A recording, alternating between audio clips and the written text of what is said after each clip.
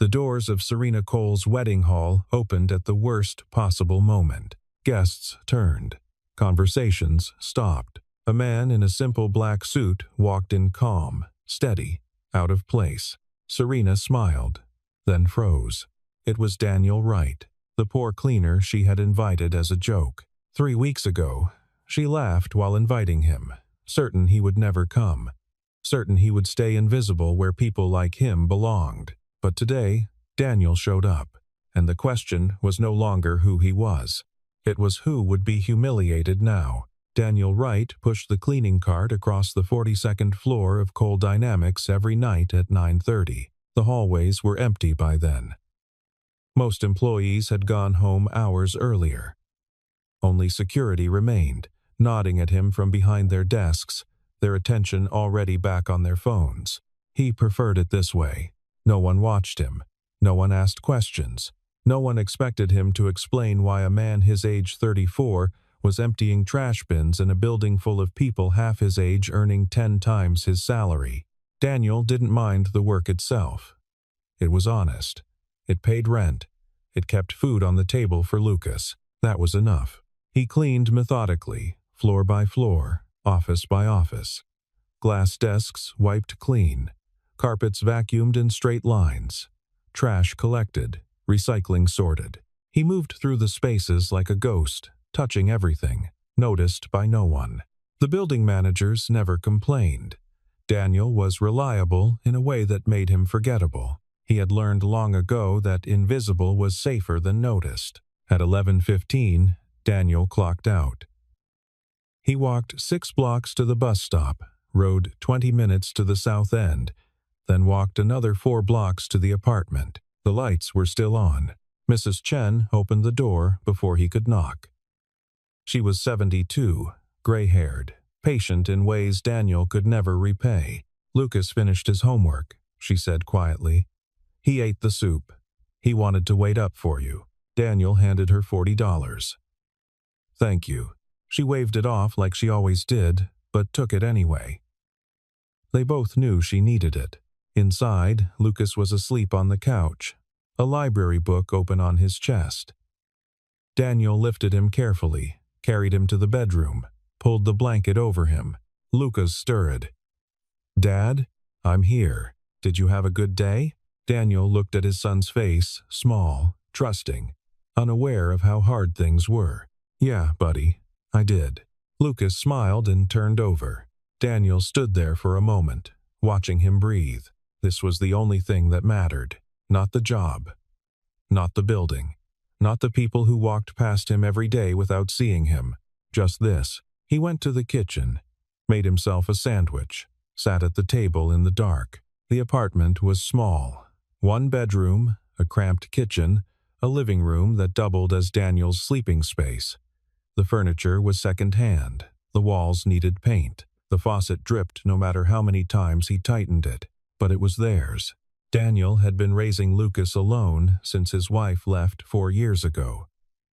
She had walked out one morning with a suitcase and an apology he didn't ask for. He hadn't heard from her since. At first, it had been overwhelming. Lucas was 3 then, still learning to talk, still needing everything. Daniel didn't know how to braid hair or cook anything beyond pasta. He didn't know how to answer questions about why Mommy wasn't coming back. But he learned. He learned to wake up at 5 to pack lunches. He learned which foods Lucas would actually eat.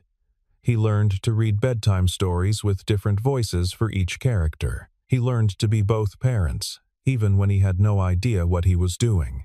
Lucas never asked for much. A new toy, a trip to the zoo, a birthday party with his friends. Daniel gave what he could. It wasn't always enough. But it was something.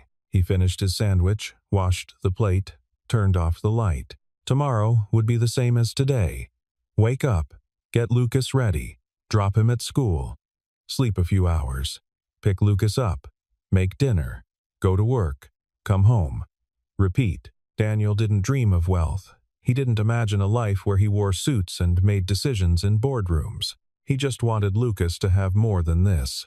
More than a father who came home smelling like disinfectant. more than an apartment where the heat didn't always work in winter, more than a childhood built on "we can't afford that right now."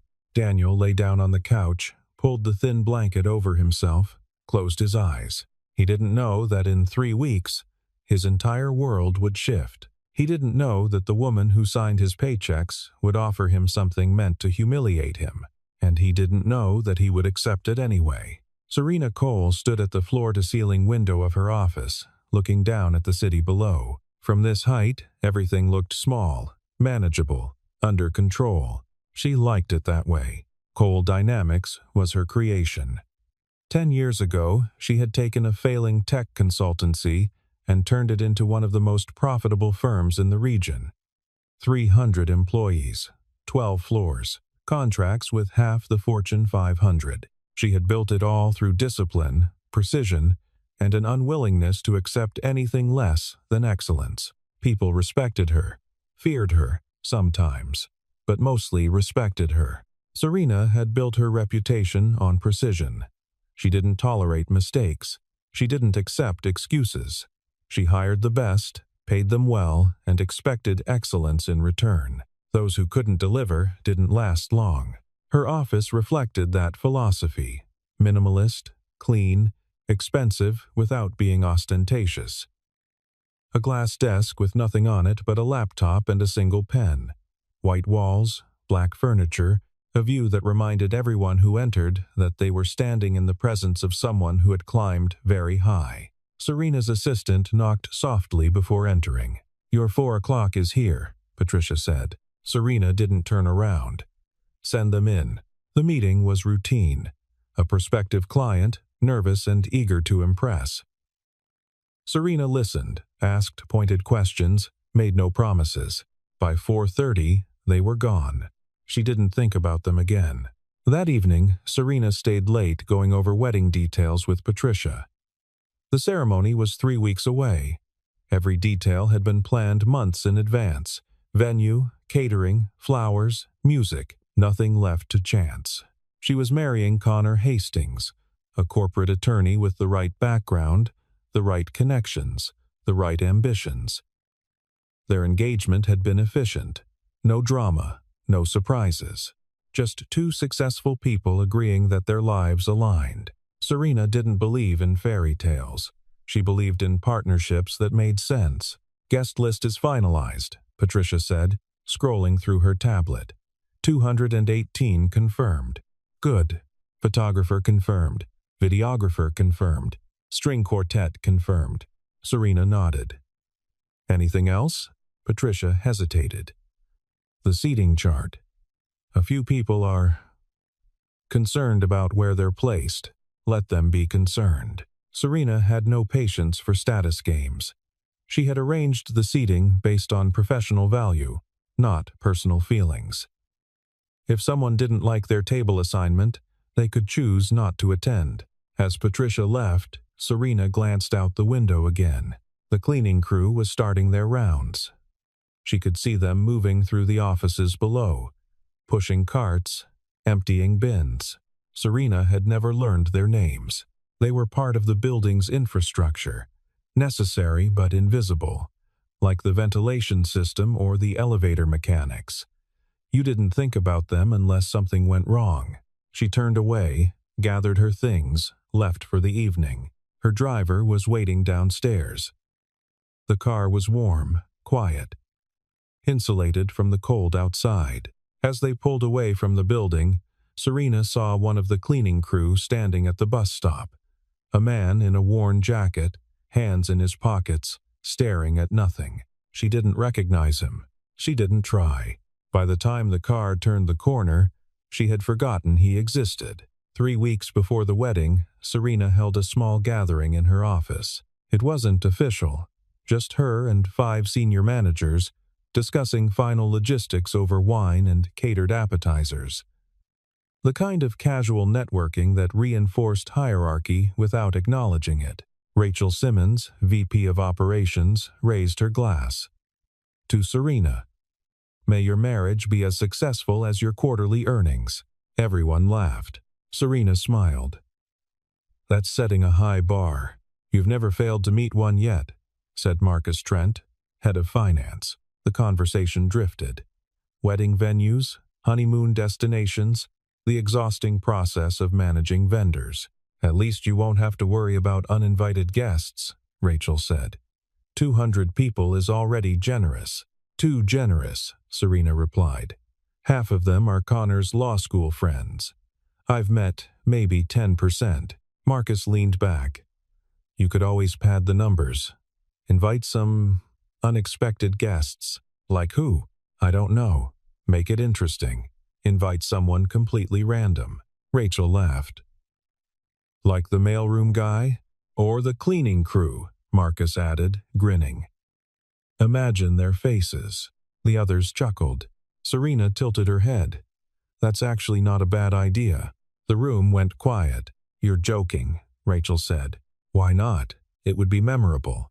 Marcus raised his glass. You're serious. Why shouldn't I be? We talk about inclusivity all the time. Community. Coal dynamics as a family. Serena's tone was light, amused. What better way to prove it than inviting everyone? She stood, walked to the door, opened it. Down the hallway, Daniel was emptying a trash bin outside one of the conference rooms. Serena called out. Excuse me. Daniel looked up. She gestured. Could you come here for a moment? He set down the bin, walked toward her office. His expression was neutral, unreadable. Serena smiled. What's your name? Daniel Wright. Daniel. How long have you worked here? 3 years. 3 years. Serena nodded thoughtfully. You do good work. The building always looks perfect. Thank you. I'm getting married in 3 weeks, Serena continued. We're having a ceremony at the Royal Ashford Hotel. I'd like to invite you. Daniel didn't react. Behind Serena, Rachel was biting her lip to keep from laughing. It's formal, Serena added, but I'm sure you'll find something appropriate to wear. Daniel looked at her for a long moment. Then he said, Serena blinked. You will? Well. She smiled wider. Wonderful. I'll have my assistant send you the details. Daniel nodded, turned, walked back to his cart. Serena closed the door. The room erupted in laughter. Oh my God, Rachel said. He actually accepted. He won't show, Serena replied, sitting back down. He's just being polite. Marcus shook his head, still grinning. That was amazing. Even if he does show, Serena said, it'll be harmless. 1 extra seat. No one will even notice. They moved on to other topics. But Rachel leaned over to Marcus and whispered. She really thinks he won't come, Marcus whispered back. Of course he won't. Would you? Outside, Daniel returned to his work. His hands were steady as he tied the garbage bag, replaced the liner, moved to the next bin. But inside, something had shifted. He had heard the laughter. He had seen the looks. He knew exactly what this was, and he had accepted anyway.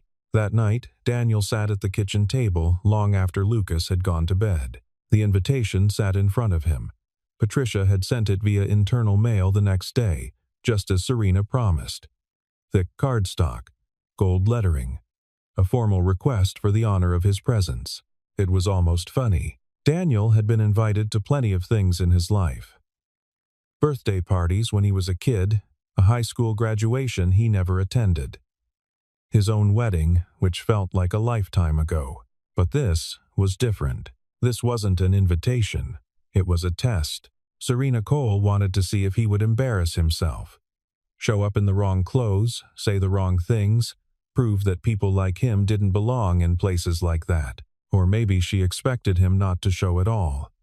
To quietly accept the humiliation and stay invisible, the way he always had. Daniel turned the invitation over in his hands. He could throw it away, pretend it never happened. No one would blame him. But then he thought about Lucas.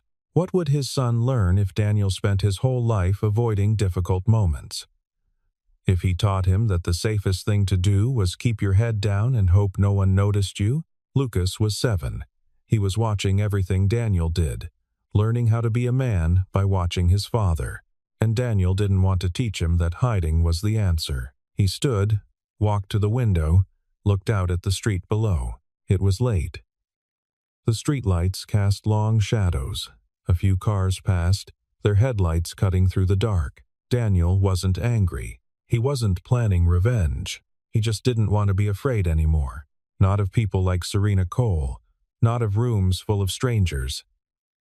Not of the possibility that he might not belong. He had spent 3 years cleaning that building. He had worked every holiday, every weekend, every night when most people were home with their families. He had earned the right to walk through those doors. Maybe not in the way Serena meant. Maybe not for the reasons she expected. But he had earned it. Daniel made his decision. He would go. Not to prove anything to Serena. Not to make a scene. Just to show Lucas and himself that dignity wasn't something you had to ask permission for. Daniel didn't tell anyone about the wedding. Not Mrs. Chen. Not his co-workers. Not even Lucas, who would have asked 100 questions Daniel didn't know how to answer. Instead, he planned quietly. He saved $20 from each paycheck. It wasn't much, but over 2 weeks, it added up to something meaningful. On a Saturday afternoon, while Lucas was at a friend's house, Daniel took the bus downtown to a second-hand clothing store. The shop was cramped and smelled faintly of mothballs. Racks of suits lined the walls, most of them outdated or slightly worn. Some had been there for years, waiting for someone who needed them. Daniel searched for half an hour before finding something that fit. A black suit, single-breasted, plain but clean.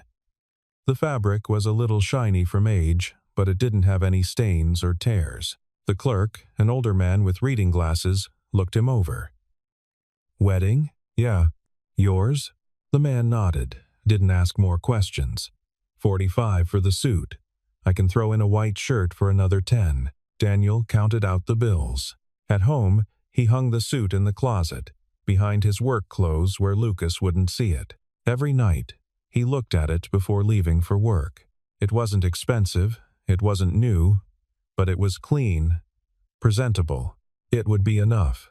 The night before the wedding, Daniel couldn't sleep. He lay on the couch, staring at the ceiling, second-guessing everything. What if he was wrong? What if showing up only made things worse? What if Serena was right, and people like him didn't belong in places like that? But then he thought about the alternative, staying home, pretending nothing had happened, teaching Lucas that some doors were meant to stay closed. He had made his choice. At 6 in the morning, Daniel got up, showered, shaved carefully. Lucas woke up while Daniel was buttoning his shirt. "Dad?" Lucas rubbed his eyes. "I have something to take care of. Are you working?" "Not exactly." Lucas frowned. "You look nice." Daniel smiled. "Thank you. Can I come?" "Not this time, buddy." Mrs. Chen arrived at 8 to watch Lucas. She didn't ask questions, just gave Daniel a long look and nodded. By 9:30, Daniel was standing outside the Royal Ashford Hotel. The building was enormous, marble columns, glass doors, a red carpet leading inside. People were arriving in expensive cars, men in tailored suits, women in dresses that probably cost more than Daniel's rent. He didn't belong here, but he was here anyway. Daniel took a breath, straightened his jacket, and walked inside. The Royal Ashford Hotel was everything Daniel expected and nothing he was prepared for. Chandeliers hung from vaulted ceilings. Marble floors gleamed under soft lighting. Staff in crisp uniforms moved silently through the halls, carrying trays, adjusting flowers, attending to details Daniel couldn't even name. He followed the signs toward the ballroom. Guests clustered in small groups, holding champagne glasses, laughing at jokes Daniel couldn't hear. The women wore gowns in jewel tones, emerald, sapphire, deep red. The men wore suits that fit perfectly, their shoes polished to a mirror shine. Daniel felt the weight of every stare as he walked past. No one said anything, but everyone noticed. He moved toward the entrance of the ballroom. A young woman with a clipboard stood at the door, checking names. Name, please? Daniel Wright. She scanned the list, frowned, scanned again. I don't see. Try the end of the list, Daniel said quietly. She scrolled down, her expression shifted. Oh. Yes. You're here. She handed him a small card with a table number. Enjoy the ceremony. Daniel nodded, stepped inside. The ballroom was breathtaking, white and gold everywhere. Long tables draped in silk, centerpieces of white roses and orchids towering above crystal vases. A stage at the far end where the ceremony would take place, decorated with flowing fabric and ambient lighting that created an almost ethereal atmosphere. And at the center of it all, near the front, stood Serena Cole. She was stunning. A white gown that fit like it had been designed specifically for her, which it probably had. Her hair swept up, her makeup flawless. She was laughing at something Connor said, her hand resting lightly on his arm. Then she looked up. Her eyes met Daniel's. For a moment, her expression didn't change. Just polite curiosity. Then recognition hit. Her smile faltered. Her eyes widened slightly. Daniel didn't look away. He walked calmly down the aisle between the tables, found his assigned seat near the back, and sat down. The ceremony was about to begin, and Serena Cole was no longer smiling. The ceremony started on time. The music played softly in the background. Guests turned their attention forward. Conversations stopped mid-sentence. Serena walked down the aisle on her father's arm, every step measured and perfect, but her eyes kept drifting to the back of the room. To Daniel, the officiant began. Standard words about love, commitment, partnership. Serena and Connor exchanged vows they had written themselves, articulate, polished, emotionally precise. Rings were exchanged. Applause followed. And then it was done. The reception began immediately. Tables filled. Waiters appeared with trays of appetizers. Conversations resumed. Serena moved through the crowd, accepting congratulations, smiling for photographs. But she couldn't stop thinking about Daniel. Why had he come? Didn't he understand the invitation was a joke? Didn't he realize he was only making things worse for himself by being here? She excused herself from a conversation and walked toward the back of the room. Daniel was sitting quietly at his table, not eating, not drinking, just watching. Serena approached, her smile tight. Daniel, I'm surprised to see you. He stood. You invited me. I did. She glanced at his suit. Thank you.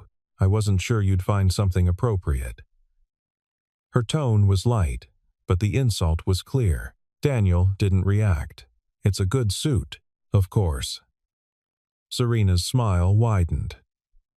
And it's wonderful that you could take time away from your work. I hope it wasn't too much trouble.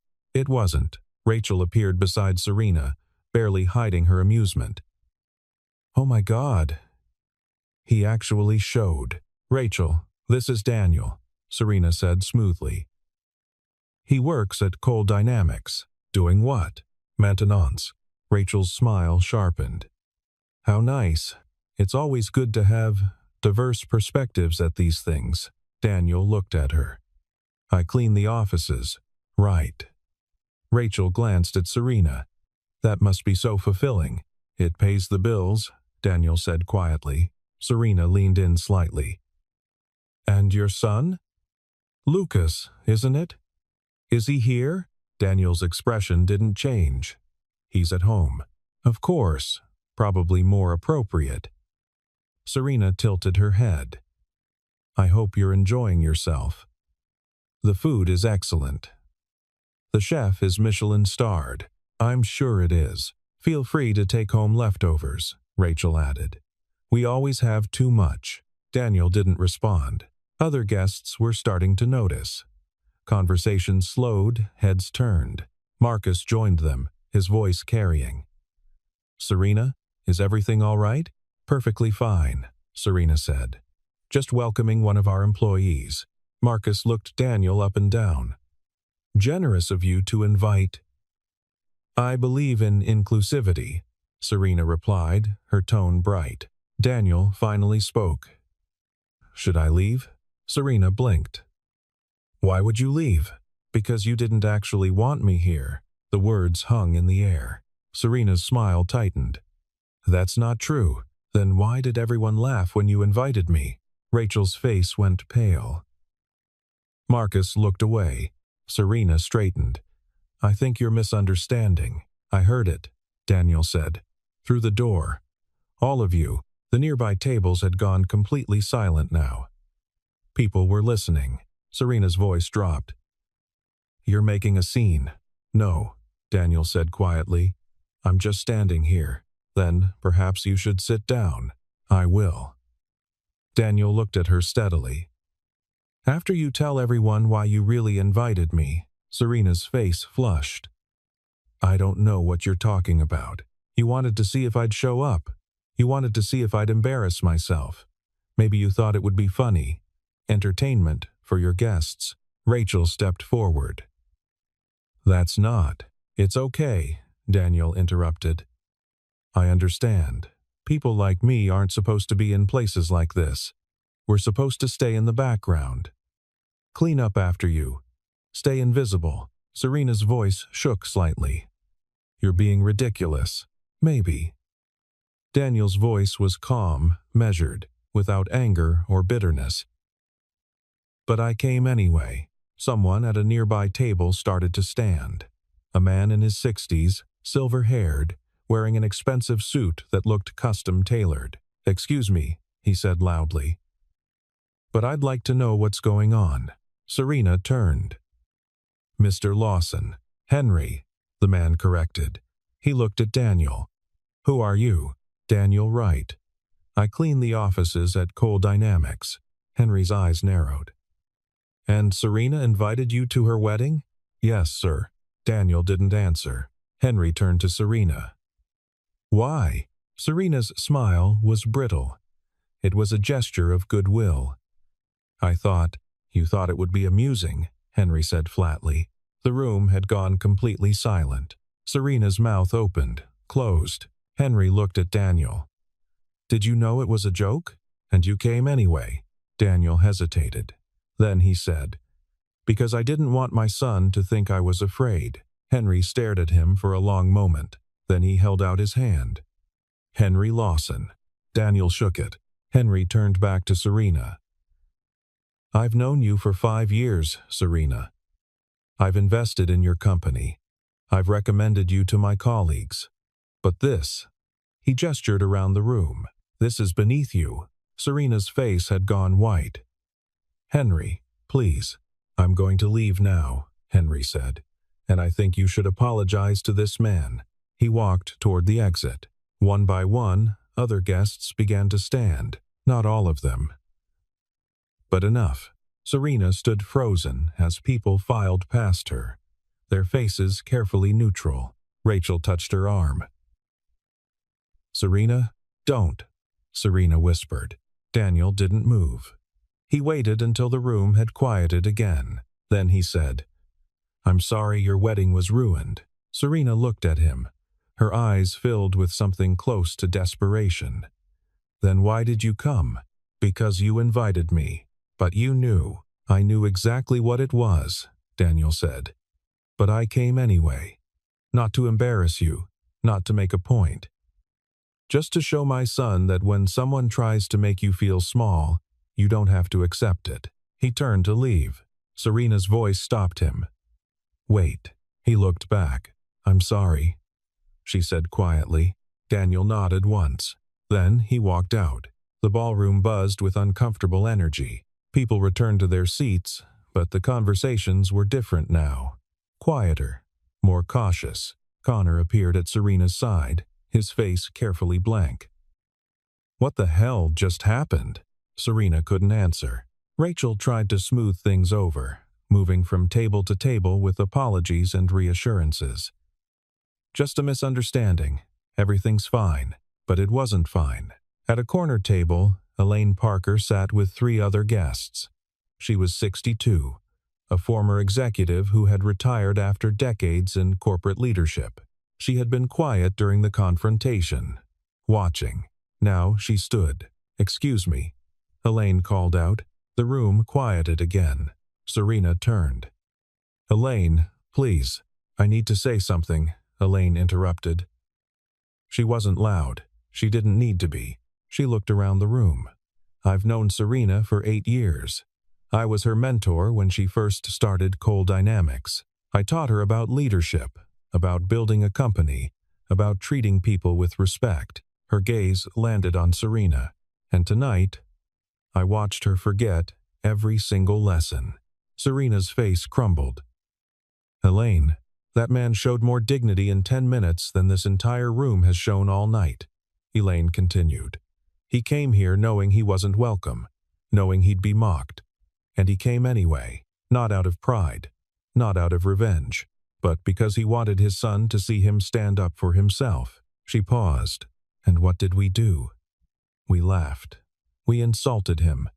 We tried to humiliate him further. Because he was poor.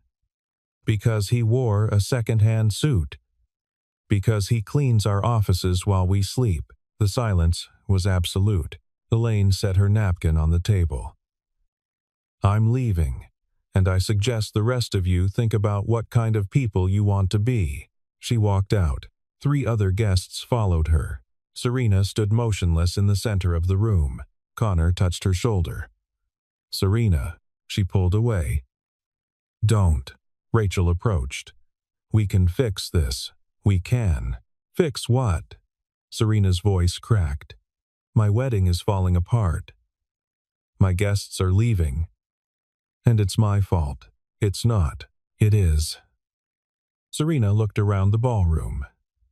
At the decorations, the flowers, the carefully arranged tables, all of it felt empty now. She walked to the back of the room, to the table where Daniel had been sitting. His seat was empty. The place card still sat there, his name written in elegant script. Serena picked it up, stared at it. She had invited him as a joke, but he had shown up as a lesson, and she had been the one who failed it. Daniel didn't leave immediately. He stood in the hallway outside the ballroom, trying to process what had just happened. He hadn't planned to say anything, hadn't planned to confront Serena or make a scene. But when she approached him with that false smile, when Rachel made her comment about leftovers, something inside him had shifted. Not anger, not pride, just clarity. He had spent 3 years being invisible, 3 years accepting that his place was in the background, cleaning up after people who would never know his name. And tonight, for the first time, he had refused to disappear. He heard footsteps behind him. Henry Lawson approached, his expression thoughtful. That took courage. Daniel shook his head. "I didn't mean to ruin her wedding." "You didn't ruin anything. You just held up a mirror." Henry extended his hand again. "I meant what I said in there. You showed more integrity than most of the people in that room. I'm just a cleaner." "No," Henry said firmly. "You're a father. That's infinitely more important." Daniel looked at him. "Because I've been where you are," Henry replied. "Not exactly, but close enough. I grew up poor, worked my way through college, cleaning hotel rooms. I know what it's like to be invisible." He handed Daniel a business card. "If you're ever looking for different work, call me. I own a logistics company. I could use someone with your work ethic." Daniel stared at the card. "I don't understand. You showed up when you knew you weren't wanted. You stayed calm when people tried to make you feel small. And you spoke up when it mattered." Henry smiled slightly. "That's the kind of person I want in my company. I don't have experience. You can learn experience. I can't teach character." Henry patted his shoulder. "Think about it." He walked away, leaving Daniel standing alone in the hallway. Daniel looked down at the card in his hand. Henry Lawson, CEO, Summit Logistics. A phone number, an opportunity. He slipped it into his pocket, took a breath, and headed for the exit. As he pushed through the front doors, the cool evening air hit him. The street was quieter now. The valet had stopped bringing cars around. Daniel walked to the bus stop, sat down on the bench. He had gone to the wedding expecting nothing, maybe hoping to prove something to himself. Definitely trying to set an example for Lucas, but he hadn't expected this. He hadn't expected people to listen, to stand up, to walk out. He hadn't expected an apology, and he definitely hadn't expected a job offer. The bus arrived. Daniel climbed on, paid his fare, found a seat near the back. As the city passed outside the window, he thought about what he would tell Lucas. Not everything. Lucas was 7. He didn't need to know all the details, but Daniel would tell him the truth, that sometimes people try to make you feel like you don't belong, like you're not good enough, like you should stay quiet and invisible. And when that happens, you have a choice. You can hide, or you can show up, not to fight, not to prove anything, just to stand there and refuse to disappear. That was dignity, and no one could take it away from you unless you let them. By the time Daniel got home, it was almost midnight. Mrs. Chen had stayed late, dozing on the couch while Lucas slept in the bedroom. She woke when Daniel came in, blinking at him. "You're back. Thank you for staying." She stood, gathered her things. "How did it go?" Daniel hesitated. "It went okay." She studied his face. "You look different. I feel different." She nodded, didn't ask more questions. Lucas was good. "He asked about you. What did you tell him? That you had something important to do?" She paused at the door. "Whatever happened tonight, I hope it was worth it." It was. After she left, Daniel locked the door, turned off the lights, and sat in the dark for a while. He thought about Serena, standing in the middle of her perfect wedding, watching it fall apart. He thought about Henry, offering him a business card and a chance at something better. He thought about the guests who stayed and the ones who left. But mostly, he thought about Lucas. Tomorrow morning, Lucas would wake up and ask questions. Where had Daniel gone? Why had he dressed up?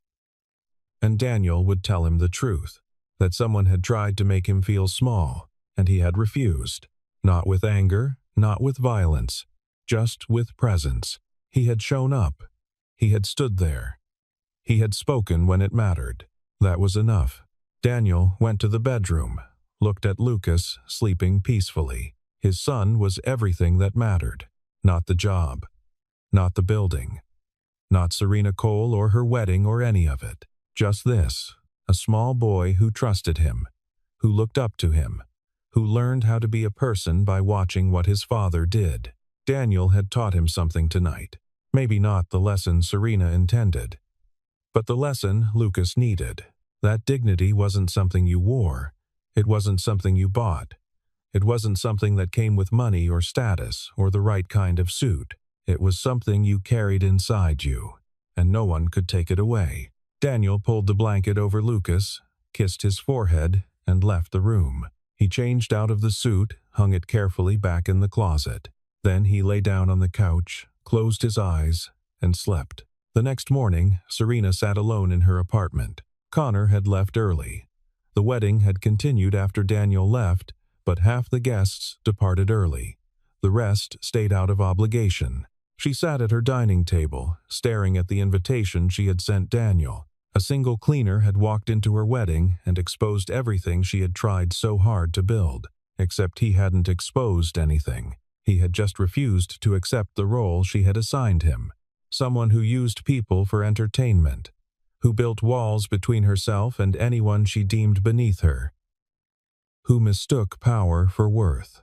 Serena thought about Henry walking out, about Elaine's words, about the look in Daniel's eyes when he said he had heard them laughing. Her phone buzzed. A text from Rachel. "Call me when you can. We need to do damage control." Damage control. As if this were just a PR problem. But it wasn't. She had built her entire life on being better than other people. Smarter, more successful, more deserving. But Daniel had shown her the truth. She wasn't better. She was just luckier. And luck wasn't the same as worth. Serena didn't know if she could change. But for the first time in years, she understood that she needed to try. not because of the guests who left, not because of the damage to her reputation, but because somewhere in the city, a man she had tried to humiliate was waking up and making breakfast for his son, teaching him what it meant to be a good person, and Serena had no idea how to do that. Meanwhile, Daniel woke up, made breakfast for Lucas, and prepared for another day. The wedding felt distant already, like something that had happened to someone else. He thought about Henry's business card, still sitting on the dresser waiting. Maybe he would call, maybe he wouldn't. The choice was his alone.